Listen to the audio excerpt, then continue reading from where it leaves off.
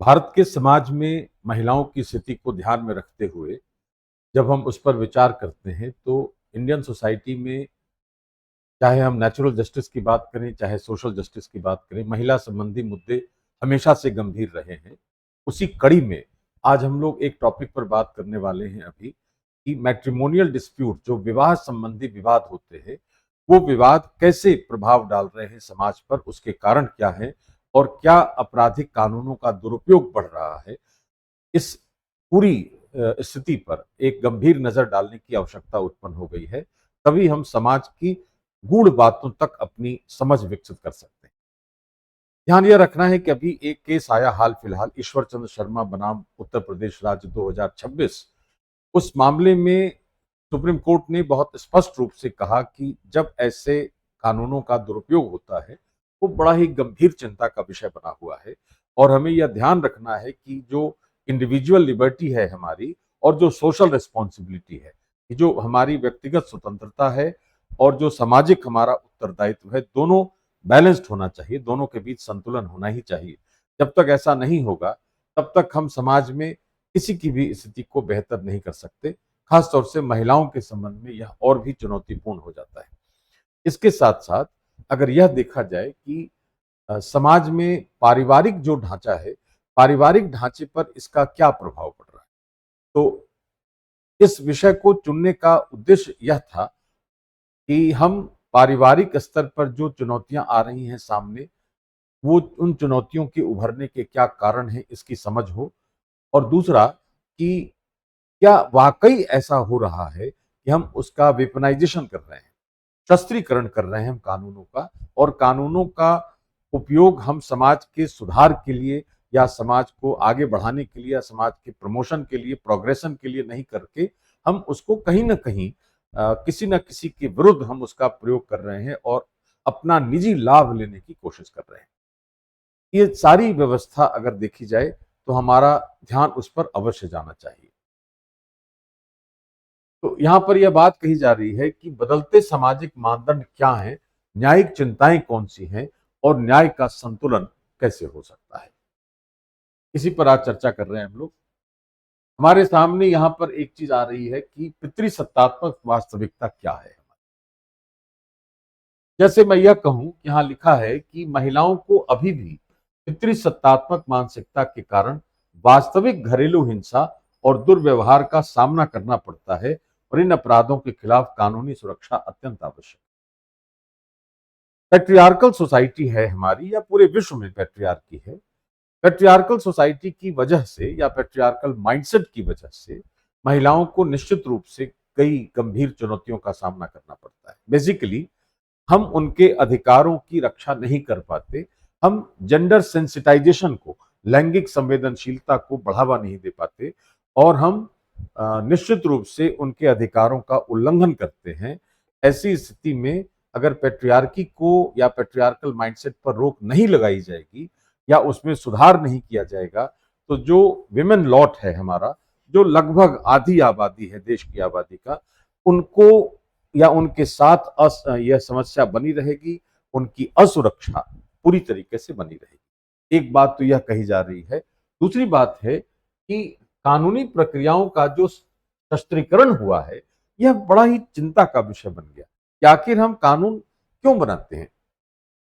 कानून बनाने का उद्देश्य तो समाज को प्रगतिशील बनाए रखना है, लेकिन अगर हम कानूनों का शस्त्रीकरण करने लग जाएंगे तो वही कानून हमारे लिए हानिकारक सिद्ध हो जाएंगे और समाज पर निगेटिव इम्पैक्ट डालने वाले हो जाएंगे, जिसके कारण डेफिनेटली जो समाज का ताना बाना है, जो समाज का जो ढांचा है हमारा, वो टूटने लगेगा। There will be disintegration of the society. ये बहुत चिंताजनक स्थिति हो जाएगी अगर हम कानूनों का शस्त्रीकरण करने लगते हैं। शस्त्रीकरण करने का मतलब होता है कि झूठे आरोप लगाकर हम उत्पीड़न करते हैं, उसको हरास करते हैं किसी न किसी तरीके से। तो फॉल्स चार्जेस लगाकर, फ्रिवलस केसेस करके हम किसी व्यक्ति को, किसी परिवार को हम चार्ज कर रहे हैं और उसको हरास कर रहे हैं।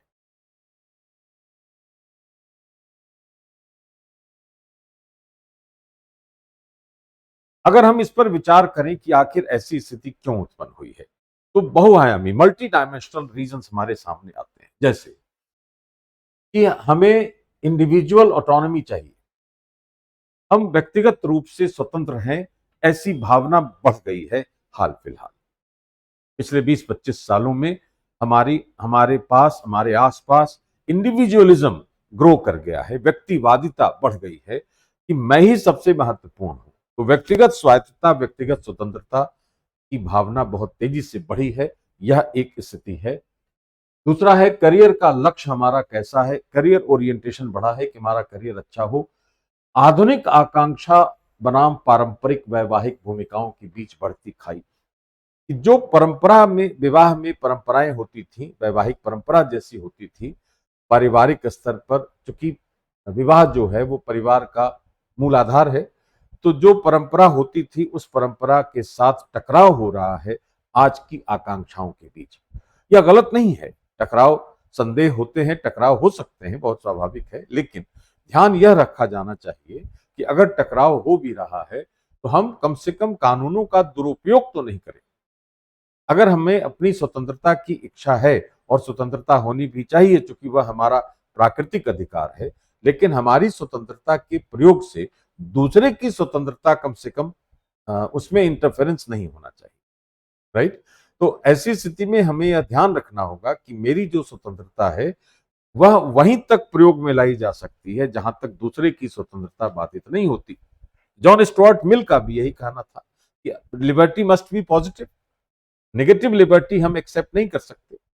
तो हमारा करियर ओरिएंटेशन हो, चाहे इंडिविजुअलिज्म हो, चाहे कुछ भी हो, या नई नई रिक्वायरमेंट्स हो, हमें उसको संतुलित करके चलना चाहिए, बैलेंस करके चलना।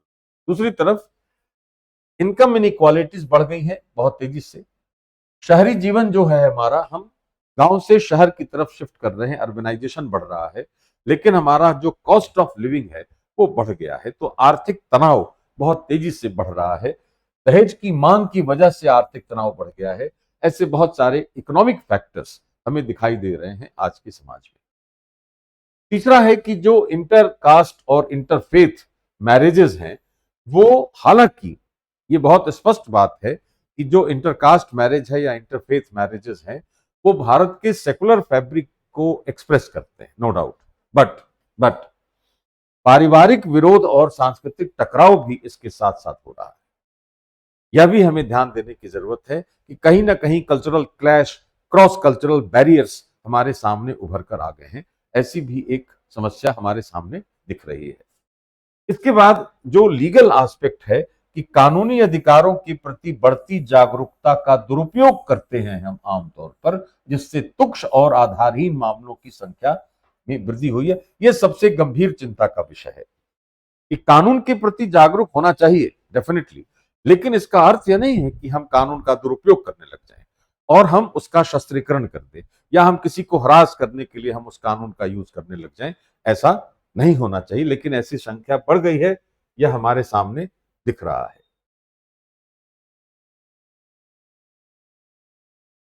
वैवाहिक संबंधों में अगर हम देखें तो एक बात हमारे सामने आती है कि कई ऐसे मामले हैं, ये बात हम लोग इसलिए कर रहे हैं कि उच्चतम न्यायालय ने अभी हाल फिलहाल ऐसी गंभीर चिंताएं अभिव्यक्त की कि एक तरफ महिलाओं की सुरक्षा की जरूरत है, खासतौर से पेट्रियार्कल माइंडसेट को ध्यान में रखते हुए डोमेस्टिक वायलेंस को कम करने की जरूरत है, समाप्त करने की जरूरत है। महिलाओं के साथ जो दुर्व्यवहार हो रहा है उसको रोकने की जरूरत है। महिलाओं का जो शोषण, एक्सप्लॉयटेशन होता है उसको रोकने की जरूरत है। But at the same time the other side of the coin is कि उसका दुरुपयोग नहीं होना चाहिए, और उसका दुरुपयोग भी हो रहा है, और वह दुरुपयोग बहुत गंभीर चिंता का विषय है। यह कहा जा रहा है कि पति और उसके परिवार के खिलाफ झूठे आपराधिक मामले दर्ज कर दिया, वर्षों तक चलने वाले आपराधिक मुकदमों का डर दिखाया गया। If you don't do this I will file a case against you. तीसरी बात है कि विपक्षी पक्ष को पूरी तरीके से नियंत्रित करने के लिए कानूनी प्रक्रिया का एक हथियार के रूप में उपयोग, वेपनाइजेशन, जो अभी मैं बार बार कह रहा हूं कि वेपनाइजेशन करने की कोशिश कर रहे हैं हम, और जबरन समझौता कर रहे हैं कि अगर कोई व्यक्ति है, मान लिया कोई व्यक्ति है एक्स, और वाई ने इस पर केस फाइल करने की धमकी दी है, राइट। अब यह जो व्यक्ति है यह चाह रहा है कि नहीं, मेरे ऊपर केस नहीं हो, चुकी केस होगा तो भले आरोप झूठा है, केस होगा तो मेरे मेरे मुझे उत्पीड़न होगा, मेरा हरासमेंट होगा, पैसा खर्च होगा, तो वाई नॉट टू सेटल। तो जब सेटलमेंट होगा तो यह अपनी मर्जी से सेटलमेंट की बात की जाएगी। यहाँ पर ऐसे कुछ ऐसी कुछ चीजें हमारे सामने दिखाई दे रही हैं समाज के अंदर।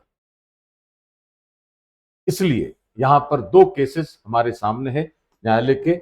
अभी जो मैं शुरुआत में बात कर रहा था, ईश्वर चंद बनाम उत्तर प्रदेश राज्य 2026, यहाँ लिखा है कि सर्वोच्च न्यायालय ने पति और उसके परिवार के खिलाफ पॉक्सो अधिनियम, protection of children from sexual offences act 2012 and भारतीय न्याय संहिता के तहत बलात्कार के झूठे मामलों को रद्द किया न्यायालय ने। और न्यायालय ने वैवाहिक विवादों में झूठे आपराधिक मामले दर्ज करने की बढ़ती प्रवृत्ति पर गंभीर चिंता व्यक्त की है। यह बहुत स्पष्ट रूप से हमारे सामने बात आई है 2026 में कि जो शीर्ष न्यायालय हमारा है वह महसूस कर रहा है कि things are not in right direction, और हम उसको वेपनाइज कर रहे हैं कि हम कानून का दुरुपयोग कर रहे हैं। That is not good. दूसरी बात यह कहा जा रहा है कि अचिन गुप्ता बनाम हरियाणा राज्य जो केस था, उसमें कहा गया कि घटना अगर छोटी भी है तो उसको ग्लोरीफाई करके उसको न्यायालय में ले आना है। यह प्रवृत्ति, यह ट्रेंड अच्छा नहीं है। ऐसी बातें हो रही हैं और उसको हमेशा क्रिमिनलाइज करके उसको सामने लाने की आवश्यकता नहीं। इसमें एक बहुत महत्वपूर्ण बात यह आती है कि उससे समस्या क्या हो रही है कि अदालतों में झूठे मामलों के विस्फोट के मुकदमों की पेंडेंसी में खतरनाक वृद्धि होगी। पेंडेंसी बढ़ जाएगी केसेस की। अचानक से फ्लडेड हो गए केसेस बहुत सारे, वो हो जाएगा। दूसरा क्या होगा, अत्यधिक बोझ बढ़ गया और प्राकृतिक न्याय से वंचित हो गए। क्यों? Because justice will be delayed. अगर मामला पेंडिंग हो गया और अदालतों का बोझ बढ़ गया तो जाहिर है न्याय विलंबित होगा। अगर विलंबित होगा तो निश्चित रूप से नेचुरल जस्टिस का वायलेशन होगा। अगर नेचुरल जस्टिस वायलेट होती है तो सोशल, इकोनॉमिक, पॉलिटिकल, लीगल सभी प्रकार के न्याय बाधित होंगे and justice will be there will be miscarriage of justice. यह बहुत खतरनाक स्थिति होगी भारत के एक राष्ट्र के रूप में। भारत में न्यायालय ने एक और बहुत अच्छी बात कही है कि जो गेटकीपर्स का क्या रोल होता है, न्यायालय के द्वारपाल, न्याय के द्वारपाल के रूप में हम अधिवक्ताओं को देखते हैं, एडवोकेट्स को। एडवोकेट्स के लिए कुछ दिशा निर्देश दिए हैं कोर्ट ने। वो क्या कहा कि आरोपों की सत्यता और तुच्छता का आकलन करना चाहिए। अगर मैं किसी एडवोकेट को कंसल्ट कर रहा हूं कि ऐसी ऐसी स्थिति है और मुझे केस फाइल करना है, तो एडवोकेट का पहला दायित्व यह है कि वह यह देखे कि उस मामले में ऑथेंटिसिटी कितनी है, क्या वो फ्रिवलस तो नहीं है, क्या वो तुच्छ तो नहीं है, ऐसे ही मन लगाने के लिए हमने या किसी को हरास करने के लिए तो हमने ऐसी बात नहीं कह दी है। तो उसकी पूरी तरह उसकी जांच पहले चरण पर की जानी चाहिए। दूसरी बात कही जा रही है कि अगर बिना सोचे समझे मामला दर्ज कर दिया तो यह केवल कानूनी प्रक्रिया का दुरुपयोग नहीं है, कानून के स्पिरिट का दुरुपयोग है। कानून में दो चीजें देखते हैं, लेटर और स्पिरिट। तो लेटर तो ठीक है, लेटर के आधार पर हमने केस फाइल कर दिया, लेकिन अंतिम रूप से जो कानून का उद्देश्य है हमने उसका दुरुपयोग करा दिया। अगर हमने बिना सोचे समझे, बिना उसकी सत्यता की जांच किए, बिना उसके फ्रिवलस होने की जांच किए अगर हमने कर दिया है, तो इसलिए एडवोकेट्स के पास सोशल रिस्पॉन्सिबिलिटी बहुत अधिक है। यह बात कही है न्यायालय ने हाल फिलहाल कि advocates must share their social responsibility. इस मामले में तभी वह बेहतर स्थिति होगी, तभी हम ऐसे दुरुपयोगों को रोक सकेंगे। अब यहां पर बात यह है कि अगर यह कहा जाए कि न्यायालय से हटकर हम समाधान करें तो वैकल्पिक विवाद समाधान होगा, अल्टरनेटिव डिस्प्यूट रेजोल्यूशन, एडीआर। उसमें क्या होगा कि सिविल प्रक्रिया संहिता के तहत न्यायालय के बाहर, है ना, मध्यस्थता करके कॉन्सिलिएशन है, आर्बिट्रेशन है, मीडिएशन है, इस तरीके के प्रावधानों के आधार से हम उसके आधार पर हम विवादों का समाधान कर सकते हैं। पारिवारिक अदालतों को यूज कर सकते हैं ताकि हम मध्यस्थता के लिए प्रयास कर सकें। कुल मिलाकर बात यह कही जा रही है कि let us not go to the court.